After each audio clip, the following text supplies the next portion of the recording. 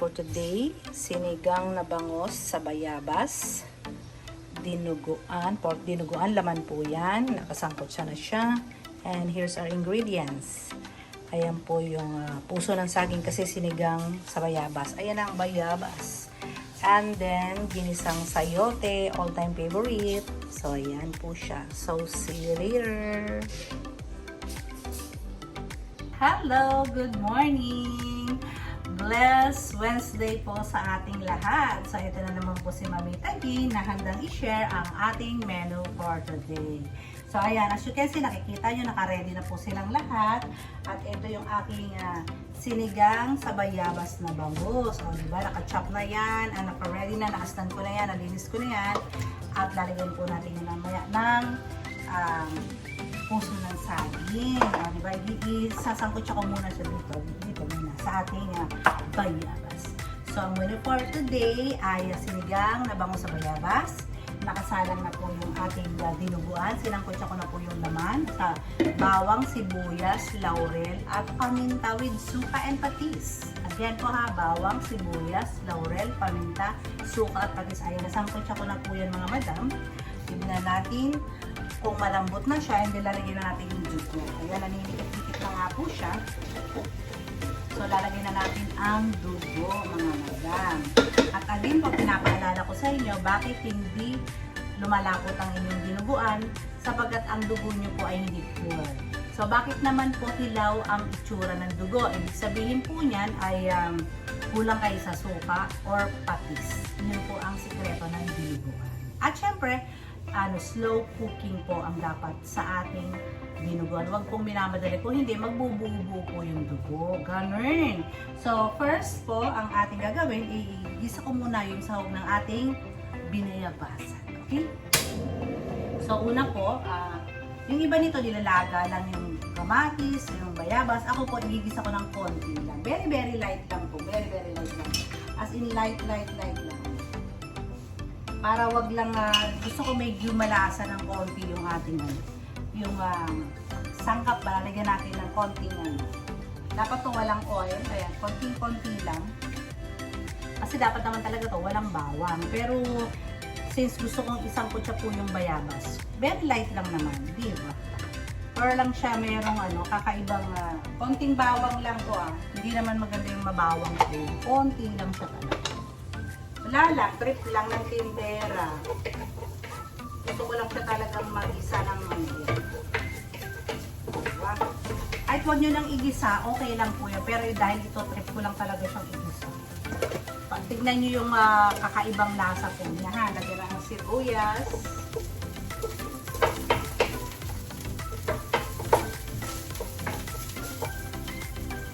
May maiba lang, maiba.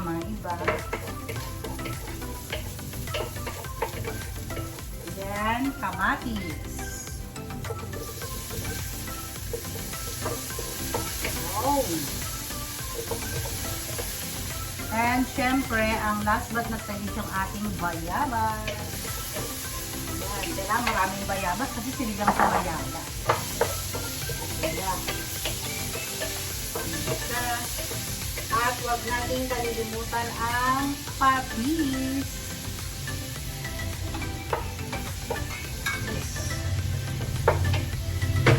And then, takpan na natin siya. Diba? So, hayaan natin siyang maluto ng bongga siya, lumambot siya, tsaka natin siya sasabawan. Diba ba?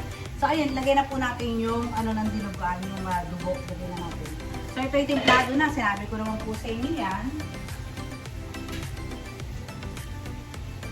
At ilalagay ko na ang dugo.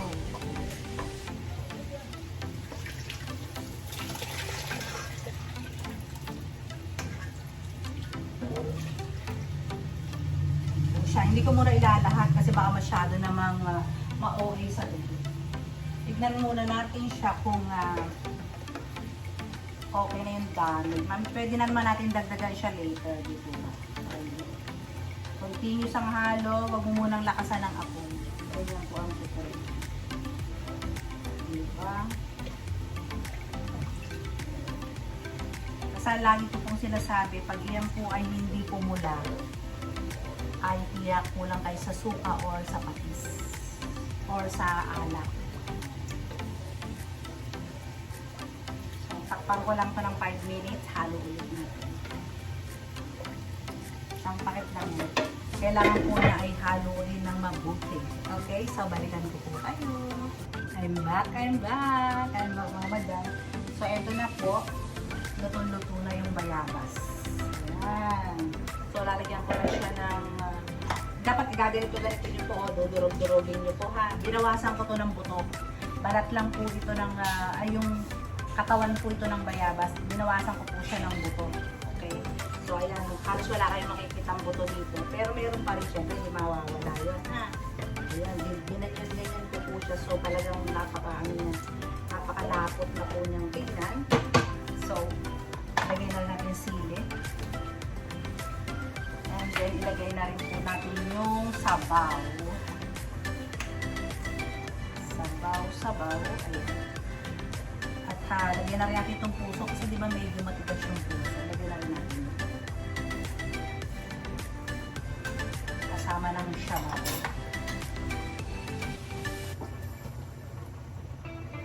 Ayan. Sarap. Chef Sharia. So, lagyan natin ng sabaw.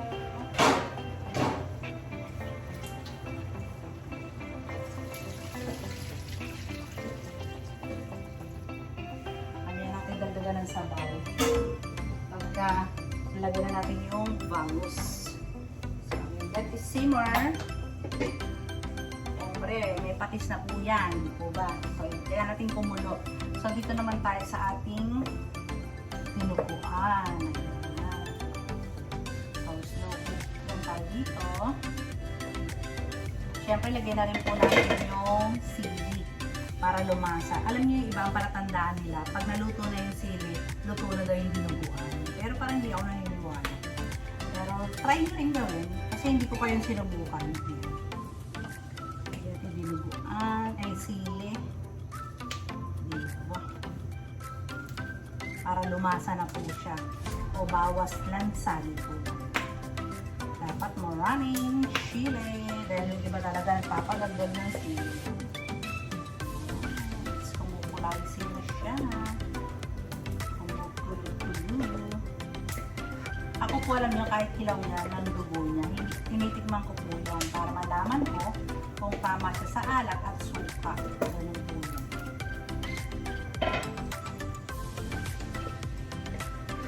Pagkitigman natin siya.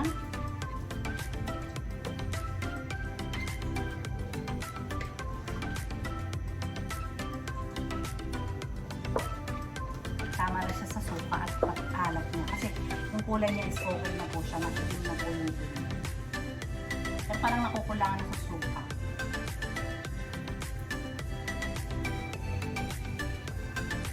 Hindi siya suka. Hindi natin ng konting suka. Konti lang.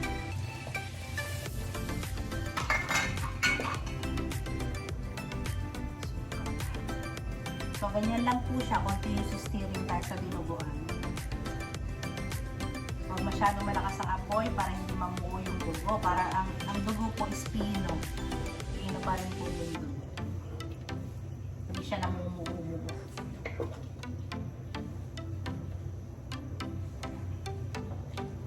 So, yan. Balikan ko po kayo. Dahil matagal pong haluan ito. Inaabot po ako sigurong almost 1 hour. Ganun po. So, pakukuloyin ko din muna yung sabaw ng bangus. Pag kumukulo na yan, ay balikan ko po kayo. I'm back! So, kulong-kulo na po yung ating dinuguan. Kulong-kulo na siya. Diba? And then, dito na tayo sa ating mahiwagang bangus. Ilagyan na natin yung bangus. Diba? Eh, parang gusto ko siyang dagdagan pa lang ng konti nito. Alam niyo po ba kung ano ito? Sinigang sa bayabas na powder para mas ma-enhance natin yung lasa ng bayabas. Lasa-lasa naman siya, pero parang gusto ko pa siya lagyan kahit kalahati lang. Dito, kalahati lang naman. Parang gusto ko lang. Tignan natin kung naiiba ang lasa. Lagay natin yung mantik na.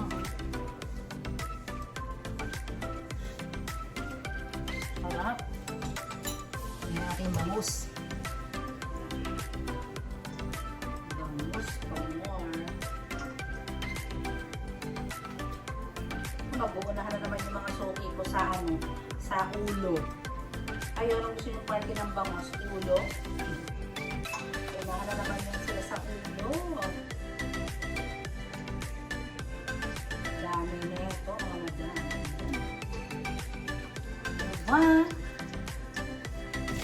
Decoration. So, ayan, again, takpan natin. At ilalagay natin yung kangkong. Diba? Pero parang gusto ko, parang masyado siyang tulong-tulong. Dito na kaya yung kangkong. Mamaya na isang kulo, lagay ko yung kangkong. So, ito na. Waiting na tayo for the moment sa ating dinuguan. Tignan natin ang dinuguan natin.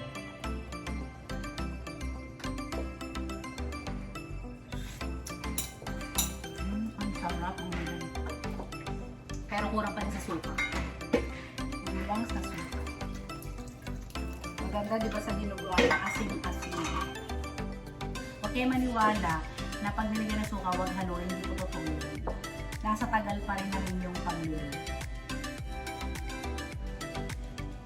So, dahil medyo matagal-tagal pa ito, babalikan ko po kayo. Handa! So, ito na. Kulong-kulo na po yung ating sinigang sa bangus. So, lalagyan na natin ang ating kangkong. At ito'y pagkakulo ay luto na. Diba? Pinakamadaling ulam, masarap ba? Diba? Ang daming kangkong.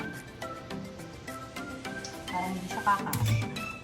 Kaya ko na natin siyang maluto ng luto. Para bumaba lang siya. At ang binubuan lang natin, it's done already. Ayan, malapot na siya. So, tama yung suka, tama yung patis. Para perfect. Perfect yung ating binubuan. So, yun. Ang susunod na natin ay ang ating ginisang sayote. So, babalikan ko kayo. Ayan, done na po yung sinigang sa bangus. Sa bayabas. Sinigang na bangus sa bayabas. Diba? And, all-time favorite na dinuguan. It's done. Next na natin ang ginisa. Hello, I'm back! Ito na tayo sa ating final na menu for today. Ang ginisang sayote. Ayan, nilaga ko na yung, or pinakulong ko na yung giniling. As I always saying, na kailangan papakulong kasi hindi natin alam kung milalangaw yan, diba? So, ayan na siya. Nagmamantika na siya. Diba? Nilaga natin siya. After that, lagyan ng garlic. Diba? Madali lang naman to. Alam niyo na to. Alam ko naman din yan. So, ito lang yung ating way. So, ayan na yung garlic.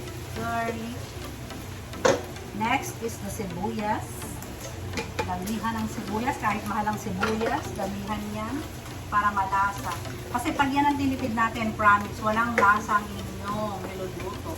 Minsan nga, kahit walang baboy, basta may bawang sibuyas, aminin, di ba? Kamatis. And the kamatis. Magtipirin sa sahog na mga ganito lang naman. So, sa 2 kilong sayote, alam niyo ba, nilagay kong giniling, 1/4 lang. Siyempre, yan mga madam, pangtinda namin. At mahal ang baboy. Diba? So, yan, lutuin lang natin itong maigi. Ang kamatis, sibuyas, bawang. And then, ilalagay na natin ang sayote at babalikan ko kayo. Yan, I'm back. So, ayan mga madam, gisang-gisa na po yung ating sibuyas, kamatis, bawang at giniling. Siyempre, lagyan na natin ang mayuwagang ginisa mix. So, yan. Ginisa mix or magic sarap is okay. But kaya naman. Eh, lagyan na natin yung ating sayote. Sino ang paborito ito? This one is requested by my son. Kaya nagluto ako nito. Paborito ng mga anak ko po ito, mga madam. Ginagawa nilang rice. Ako actually, ito na ang rice ko din. Ganyan, diba? O di, wala tayong prito. Walang fried. Baka magsawa sila sa fish. Oh. Lalaglag.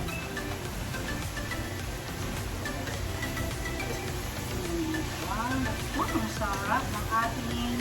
Saka dapat medyo crunchy, wag ulabog ang sayote. Yun ang the best sa sayote. Huwag yung lalabugin. Sarap. Ating isang sayote. Lagyan ng pepper to taste. Pepper to taste. Ayan.